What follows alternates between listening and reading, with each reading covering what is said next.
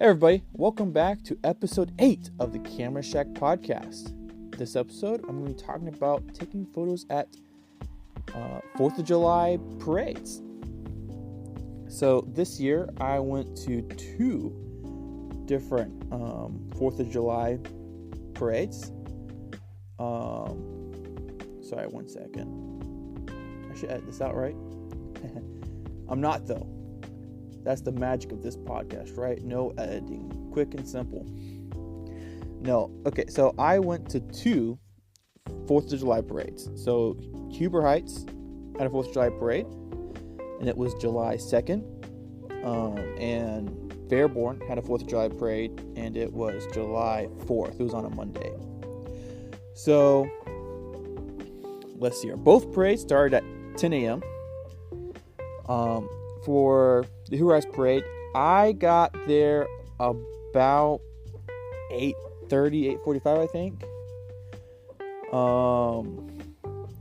And I basically just walked up and down. So the starting location is basically a crossroads, and they lined the parade up going both ways down the crossed street, if that makes any sense. So half the parade's on one side, half the parade's on the other, right? And then it just kind of goes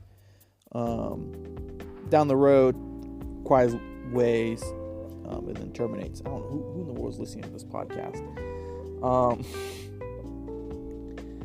So what I did the same thing that I did last year, which was just get there about an hour early, and I just kind of walked in a circle probably about 3 or 4 times, where I'd start on one side of the road, walk along, take photos, across the street, take a lot of photos on the other side, and then at the end of that side, just basically turn around and walk on the other side of the street back up, so we're getting photos from the left side of the street, from the right side of the street, covering both sides, and basically just walk back up and to the other side of the parade across the main road, if that makes sense. So basically just walk in a big box. I guess more a box than a circle. I guess an oval would be a better descriptor.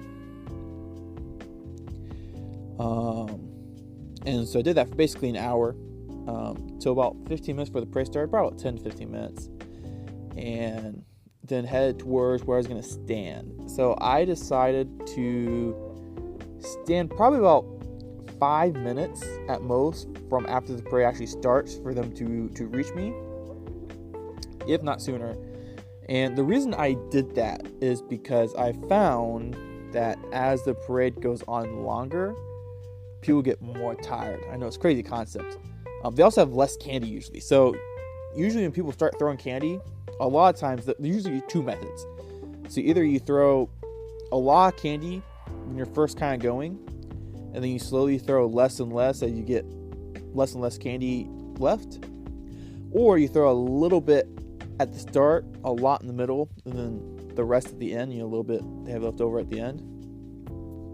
So, but my bigger thing is, though, usually when you first start the parade, though, usually you're a lot more cheerful, a lot more energetic, so I feel like you're probably more statistically likely to get better photos of people at the start of the parade. So that's why I stood there. Now, I could either stand on the left side of the street or the right side of the street. And I chose the right side of the street because the sun faces... So the sun shines from the right side to the left side. So if I stood on the left side of the street, I would be photographing everyone's face in the shadow. The shadow side of people's faces. When I stood on the right side, I'd be photographing people in the sun.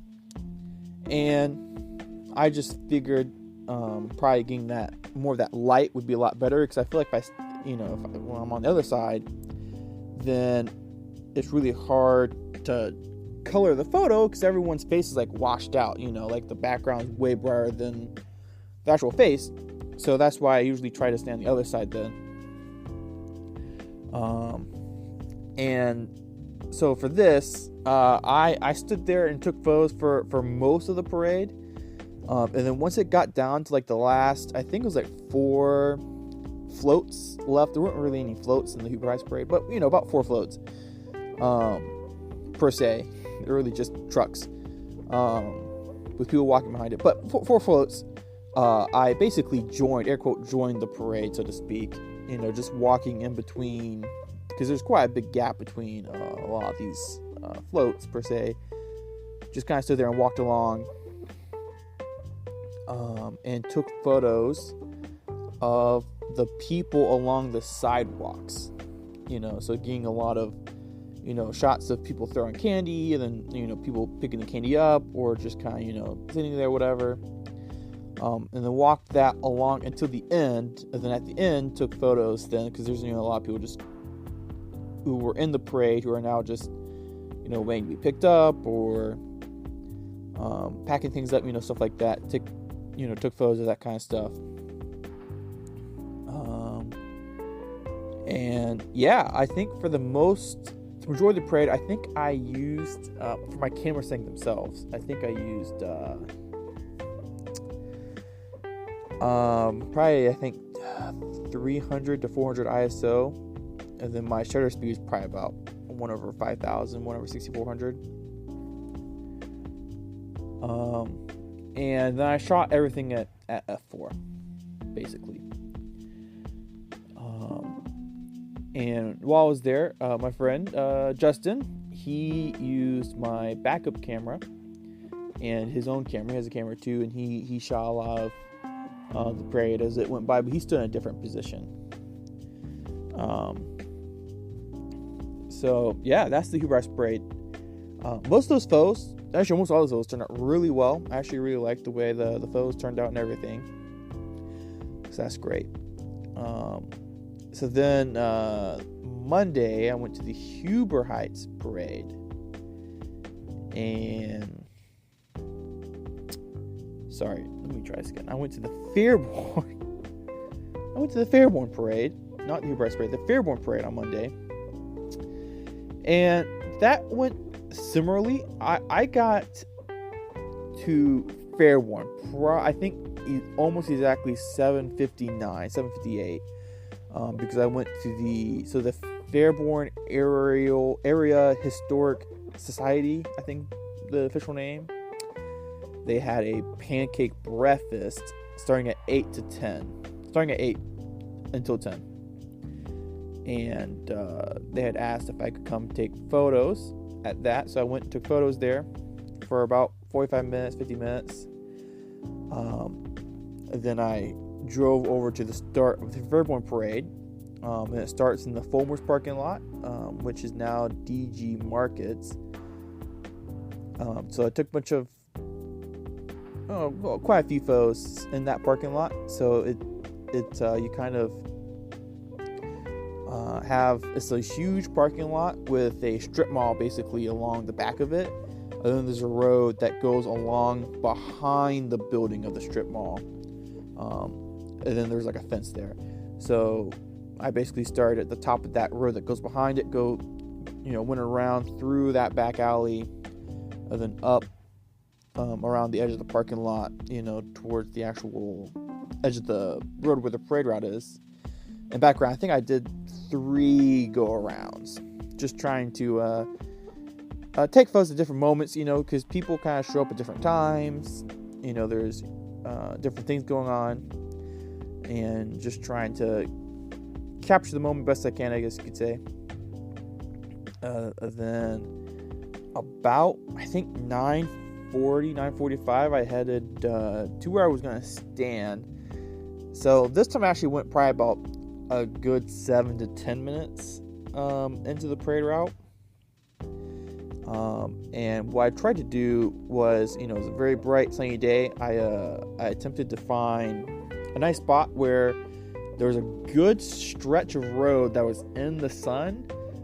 Then where I was standing was covered by trees. So I actually wasn't standing in the sun. I was sitting in the shade the whole time that I was at that position.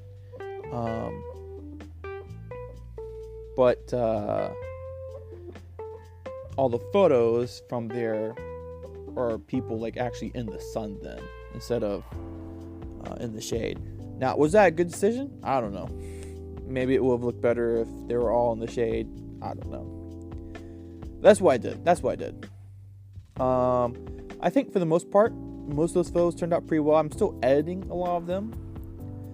It's definitely taking a really long time to edit the photos. And it's really just because it's taking time to, adjust the contrast, not the contrast, the exposure, the shadows, etc. for every single photo. And so, so probably about halfway through that parade, I went up along the side of the road to about where it ends, where Central and Main Street cross, and there's like a roundabout there and everything. And so I went up there because I wanted to take some photos of the band. There's a band playing, the Fairborn Civic Band. I wanted to make sure I got photos of them. So I did that, and kind of in between taking photos of them, I'd take photos of the parade, photos of them, photos of the parade, try to interweave it so I still got, a good amount of photos of the parade, but also got photos, a variety of photos of the band themselves. I don't know how well those photos really turned out. I don't think they're the greatest. They're kind of the best I could do as someone who had walked like probably 15 miles, that weekend already. I was already exhausted. I was like, this is the best I can do. So that's okay. And so then once I felt like I had gotten enough photos of the band, at least, I went back to just primarily taking only photos of then the parade as it went by. And my settings were probably just about the same as Hubert.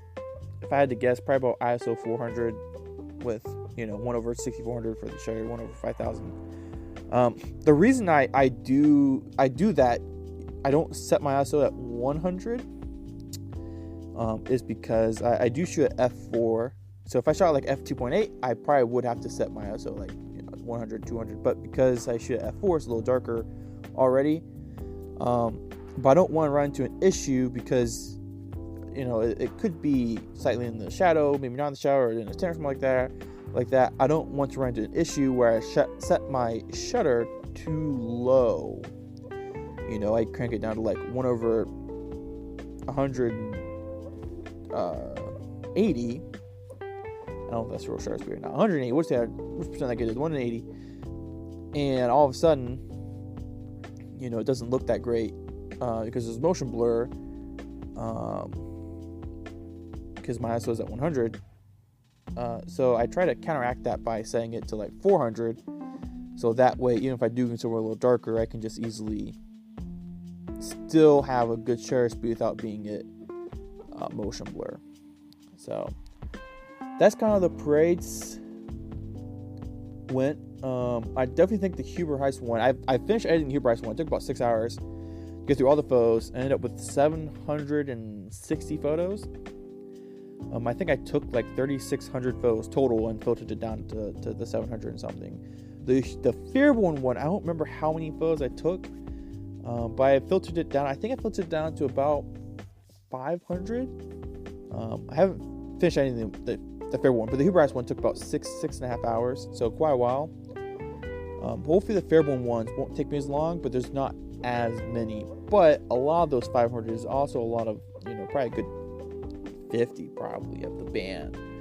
So I guess I just the parade was definitely longer. It was way longer, probably 30 minutes longer. So I don't really know why I got less photos. Maybe I just wasn't the good photos, or I don't know.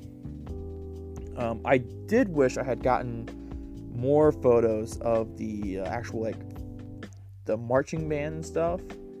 But it just seemed like they were a little smaller, like the actual lineup of themselves was a little smaller, so I wasn't really able to, get as many photos. But that's just the way the cookie crumbles sometimes. So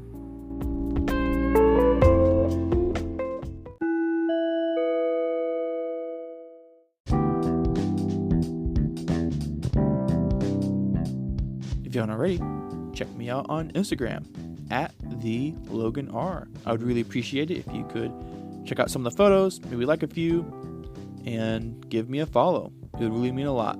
Now back to the episode.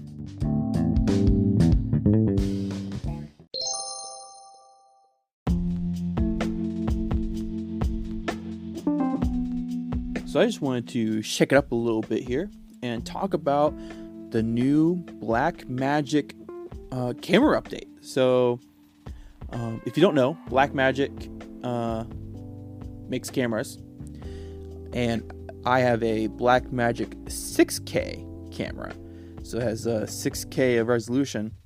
But recently they came out with a new 6K model, which is great. And is essentially the old 6K camera with a few tweaks. It's not really worth upgrading in my opinion. So I have no interest in actually, like selling my old one, buying a new one, or just buying the new one. But with this new model, they have added a new firmware update, which adds the ability to utilize the gyro sensor in the camera. So the old model and the new model both have this gyro sensor. So the gyro sensor is able to tell like the angle you're pointing the camera, so if you're pointing up or down or left or right, whatever. But also can tell like how much you're shaking, for instance, which is great if you're trying to like stabilize the footage so it's not all shaky and stuff like that. So the new firmware update, which you can use for even the old camera, you're going to be able to get a way better stabilization than you were before just using built-in. So like with normal stabilization, it will analyze the image itself to figure out how it should stabilize it, so it's trying to do like a pattern recognition to figure out, okay, what's moving, what's not moving, how can we stabilize the footage, where now using the built-in sensor, it's going to just know how, the micro movements of the camera and stabilize for that. So the downside right now, you could say, is it's not backwards compatible with old footage. So you have to, like, if I shot a clip from a year ago, that gyro data was not written to the clip a year ago. So only new clips from starting now have it. So that's kind of a bummer. I don't know if it's a downside. It's just kind of a bummer. So I have not actually updated to this firmware yet. I always I'm always a little cautious with firmware from Blackmagic. So I usually wait like a good 6 months before actually applying those kind of updates to make sure all the there's no snippet bugs, or if there's any bugs have been worked out. But I have been looking at some test footage that people have used, and I don't know, it's a little iffy. I think it does do a good job, but only under, I think, strict circumstances. So one actual major downside is that it doesn't work with the lens stabilization. So if I let's say I have my Blackmagic with a very fancy, let's say let's say I had a Canon, EF 24-70 with, great stabilization lens. I have to turn that stabilization off, or else it's not going to work properly with the gyro stabilization. And that really sucks, because that lens stabilization is actually really great. And it adds really a lot. It's basically night and day. The problem is that the gyro stabilization, I don't know if it does as good of a job when it needs to with that stabilization compared to lens stabilization. So one of the big problems is, for instance, let's say that I'm fast walking along with the camera, right? And so every time my foot strikes the ground, that causes a reverberation through my body and into the camera. It's like basically a micro shake, I should say shake, but shutter is also a good word. And you can see that in the image, right? And it basically like it gets like super blurry and chopped up for a second. And it just doesn't look good, and the gyro stabilization isn't able to get rid of that per se. And I think that's where like most of the stabilization that I need personally comes in, because I feel like just the lens stabilization is enough to get rid of any like shake, I guess. So I don't know. I'm really on the fence about it. I don't know. I think in like real world situations, I don't know how great it's gonna really be when you have to turn off your lens. Like if I had to choose between lens stabilization and the gyro data, I almost feel like I'd choose the lens stabilization in that case. But I haven't really tried it out. I am kind of looking forward to trying it out eventually, and we'll see how it goes. If I do it, I'll report back. But I just wanted to give you guys a little update that this is something that's come out. It is interesting, and maybe if enough people want me to test it out, we can. I don't really have anyone knocking down my door to, hey, test out this cool stabilization thing. So